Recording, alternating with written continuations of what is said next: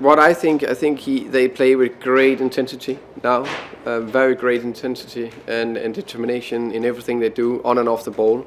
Their pressing game has improved a lot, I would say, and offensively, because they worked consistent with patterns and the movements over time with the same players. Saka, Martinelli, they've played there a lot of games now in those positions. Ødegaard played there a lot. Saka played there a lot. Partey played there a lot. Ben White quite a few games to the right. That means that not only the relationship that naturally grow, but also the constant coaching, and that's what you can see, that he is a very structured coach, and you can see that in the team. Famous here at Brentford for the no dickhead culture. How much harder, if at all, do you think it is at a club like Arsenal, or where they're going for the Champions League, and where the wages are a lot higher and those kind of superstars? How much harder do you think it is to have that kind of culture in that kind of club?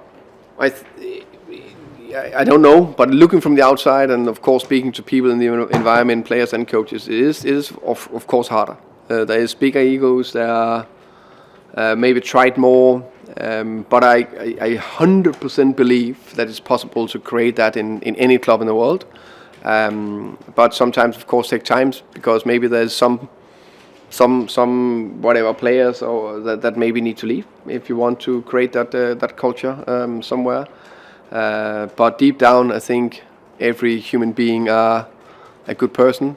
They can probably got attracted or pushed or moved in a wrong direction in a very difficult, tricky environment. Professional football is very tricky environment to live in, with also these days with social media and all the expectation in terms of performing week in, week out. But I think it's a big thing, and for me, this is why one of the biggest reasons why we're good, because our culture is really good. And on that, to praise Arteta a bit more, I think he and his staff have done a top job in terms of created. It seems like they have a strong and good culture, and also have a young and hungry squad. Yeah, it demands a lot. I think in life, but also especially in football or elite sport, that resilience to take those hits on the chin and stand up again, take another one, stand up again, take another one. That's the maybe the one single biggest strength, and every single player need to have, and it'll come to everyone at one certain stage in their career. Some it's earlier in their careers, some it's more often, but everyone will be hit by it. And then it's you need to find your purpose in the different clubs you're going to, and try to fight and push on. And Josh is a good example. I agree. He had the thing with the injury as well. Yeah, he definitely got a lot of hits and chins. Yeah, a lot, and he managed to get back up and go again. And we spoke about earlier. I think that's why the goal against Leicester, that is his signature move, and he did it in the Premier League at a crucial moment for us. That's why I think it was so emotional, especially for him, but the same for me. After the game, I was so happy on his behalf. Welcome. I think a couple of things. One of the things is his technical abilities. They're at a very, very high level. You can just see the 3 goals he scored in his hat-trick against Leeds. It takes some kind of technique to score the penalty. There, his signature penalty, very difficult. The free kick, the way he connect with the ball, very difficult. And the chip over the keeper, or not the keeper, but the defenders on the line, also very difficult. And that's also linked to his link-up play and the way he can see a slide pass. So he got technical abilities that's very high. But then you need to do it at the highest pace in the world, in the Premier League. And he's capable of doing that to adapt. But that is linked with his mentality to constantly going. A little bit we talked about that with Josh. That resilience and consistency in your performances every single day. I think it's key.